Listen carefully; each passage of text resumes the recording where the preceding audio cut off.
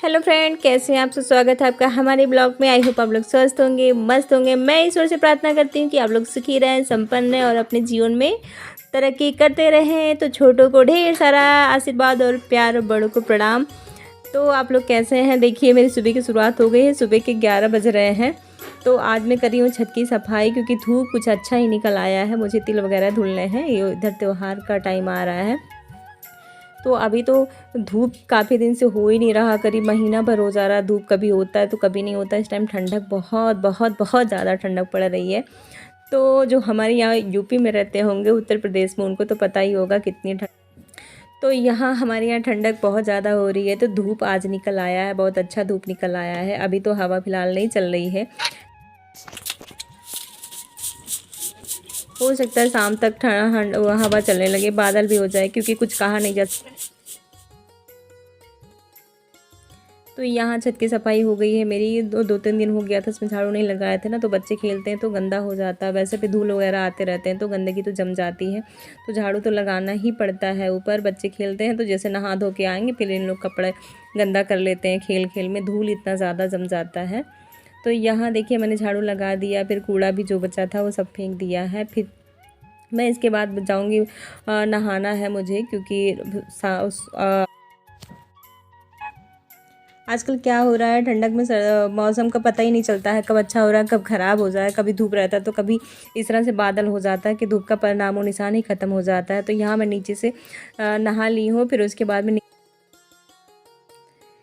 तो एक एक करके अभी मैंने तिल लाया है। जो सारे पॉलीथीन में लेके आए थे मार्केट से, सारा उठा लाए, क्योंकि मुझे तिल धुलना है। तो यहाँ एक एक करके कपड़े जो कुछ ज़्यादा गंदे हैं उसको भी लेके आ रही हूँ, कि उसको भी धुलूँगी। जो मशीन से साफ़ नहीं होते हैं वो कपड़े, इनके वाइट कपड़े जो होते हैं वो मशीन में साफ़ नहीं होते हैं। तो मैं सोच रही थी पहले दाग वगैरह जो लगे हैं उसको। तो यहाँ हमारे यहाँ छत पे जो मैंने जो छोटा सा ऐसे ही बनवा दिया था, चौकी बनवा दिया था, तो वहाँ भी टोटी नहीं लगा है। तो मुझे ये टंकी खोल के पानी निकालनी पड़ती है धुलने के लिए, कुछ भी होता है। तो मैंने टब लाया है, फिर टब में पानी निकाल। तो ये देखिए, मैंने पानी निकाल लिया है। फिर उसके बाद में ये तिल मैं ख़रीद के लाई थी। तिल तो बहुत गंदा नहीं है, लेकिन फ़िलहाल कुछ तो गंदा है ही है, क्योंकि मार्केट का सामान कहाँ शुद्ध रह सकता है। तो जहाँ से हम लेके आए तो वो कह रहा था बहुत अच्छा है, बहुत अच्छा है, नहीं गंदगी है, लेकिन है गंदगी है। फ़िलहाल धुलेंगे तो ये साफ़ ही हो जाएगा। तो क्योंकि मैं छिलके वाला ही तिल लेके आती हूँ, बगैर छिलके वाला तिल नहीं लाती हूँ, क्योंकि बगैर छिलके वाला तिल मुझे नहीं पसंद है। वो अगर जो भूनो तो उसमें उतने अच्छे से होता भी नहीं है। और फिर जो छिलके वाले में जो प्रोटीन रहता है वो तो चला ही जाता है। लेकिन लोग पता नहीं क्यों पसंद करते हैं बगैर छिलके वाला, क्योंकि उनको धुलना ना पड़े, साफ़ ना करना पड़े। हो सकता है बहुत लोग आलसी भी होते हैं, नहीं करना चाहते हैं। मैं तो जब भी लेके आती हूँ तो छिलके वाला ही लेके आती हूँ। हालांकि मार्केट में थोड़ा वो महंगा भी मिलता है। ये तो 240 रुपये किलो मिला था, वो तो 260 रुपये में मिल रहा था। 20 रुपये का अंतर था। खैर, वो उसमें वज़न भी होता है। अगर आप 2 किलो लेते हैं तो उतना ज़्यादा वो होता भी नहीं है।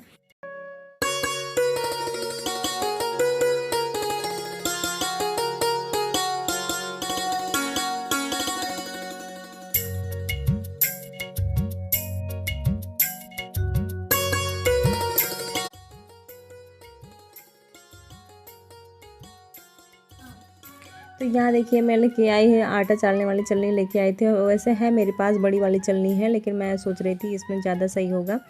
तो मैं यहाँ देखिए छान ले रही हूँ। मैं ऊपर का जो होता है ना, वो जो बहुत ख़राब लगता है, उसको हम अगर ऐसे भून देंगे तो बहुत खाने में बहुत ख़राब लगता है। तो इस नाते मैं क्या करती हूँ, उसको छलनी से छान लेती हूँ। पहले तो जो ख़राब ऊपर जो तैरता रहता है उसको मैं निकाल दूँगी। फिर उसके बाद में जो ये अच्छे तिल होते हैं, तो उधर देखिए मेरा गैस भी आ गया। तो जो अच्छा वाला तिल होता है वो नीचे बैठ जाता है, जो ख़राब तिल रहता है वो नीचे तैरता रहता है। तो उसको मैं क्या करती हूँ, छलनी से निकाल देती हूँ। अगर नहीं निकालो, इसको पहिया कहते हैं हमारे यहाँ, जैसे पहिया भी होता है इसमें।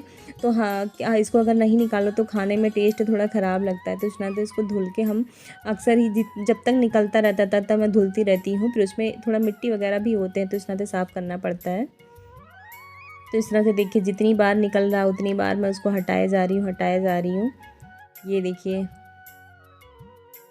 छलनी से छान लेंगे, नहीं तो फिर जो होता है और जो अच्छे अच्छे भी तिल होते हैं जो नीचे वाले कभी कभार वो भी निकल जाते हैं, तो छलनी लगाए रहेंगे तो बाद में इसको फिर धुल देंगे। फिर जो ज़मीन वहाँ टब में बैठेगा पानी में, वो फिर जान जाएंगे कि हाँ ये अच्छा वाला तिल है, ये ख़राब वाला तिल है, अगर पानी में नहीं तैर रहा है।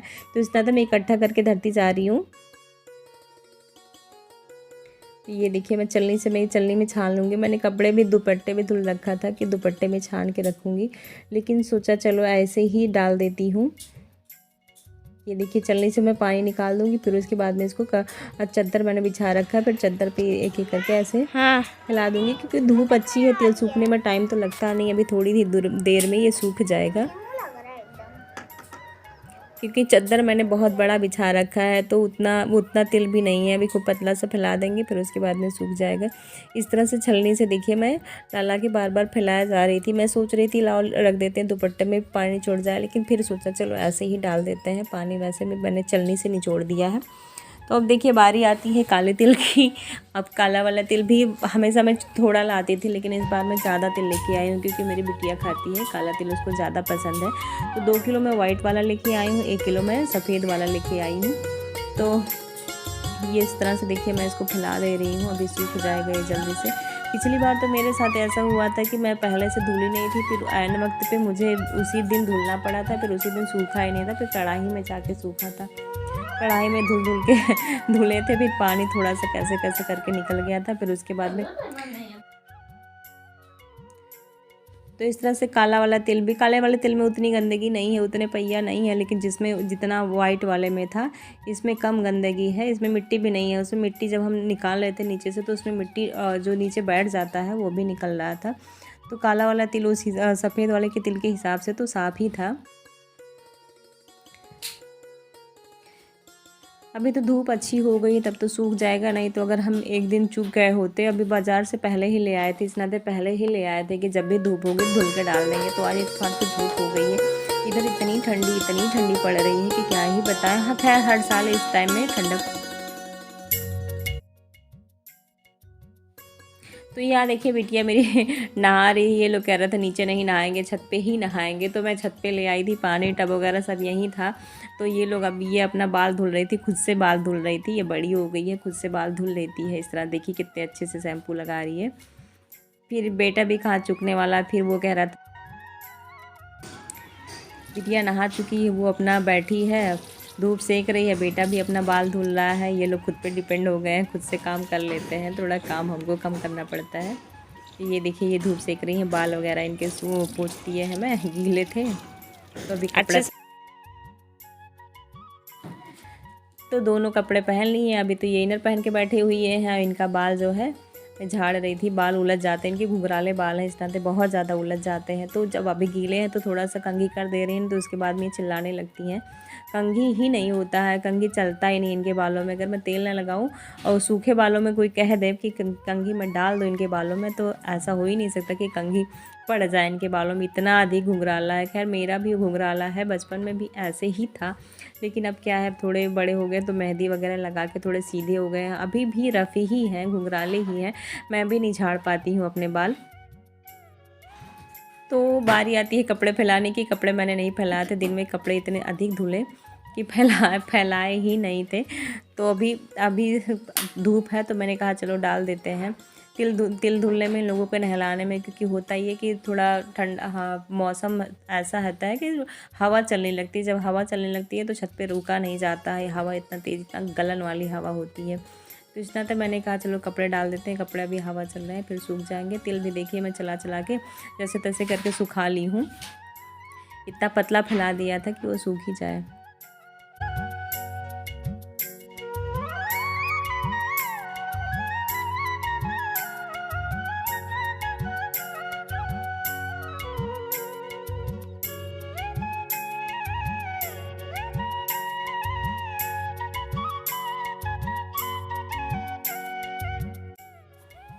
तो देखिए इतने कपड़े ये लोग निकाल रखे हैं, अभी इतने कपड़े ये लोगों ने पहन रखा है, तो ये अभी धुलूँगी नहीं, कल इसको धुलूँगी।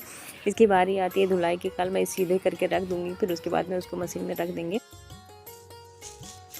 तो यहाँ आ गया था मेरा पार्सल। मैंने कुछ ऑर्डर करा था तो ऑर्डर मेरा आ चुका है। तो इस नाते मैंने कपड़े उठा के मैंने मशीन पे ही रख दिए हैं। उस पर धुलाई मैं कल करूँगी। तो मैं ये मीशो से मंगाई थी साड़ी, तो साड़ी मेरा आ चुका है क्योंकि मुझे व्रत में पहनना है। तो मैं देखूँगी कि पहनने लायक है कि नहीं। बस ऐसे ही तो लीजिए, आप लोगों से बात करते करते हमारा तिल भी सूख गया है, अच्छे से सूख गया है और हम धूप भी सेक चुके हैं। ठंडक भी इस टाइम बहुत ज़्यादा होने लगी है। ठंडक तो कम होने का नाम ही नहीं ले रही है। तो आप लोग भी अपना अपना काम निपटा लीजिए और तिल सुखा लीजिए। आप भी व्रत रहिए अच्छे से। गणेश भगवान की कृपा आप सभी पर बने रहे, आपके बच्चों पर बनी रहे। तो हमारा ब्लॉग आप लोगों को पसंद आएगा तो ज़रूर लाइक करिएगा, शेयर करिएगा और रोज़ डेली ब्लॉग देखिएगा। मैं अच्छे ब्लॉग लाती रहूँगी ऐसे ही हर त्यौहार का, हर फंक्शन का। तो आज के लिए इतना ही, बाय।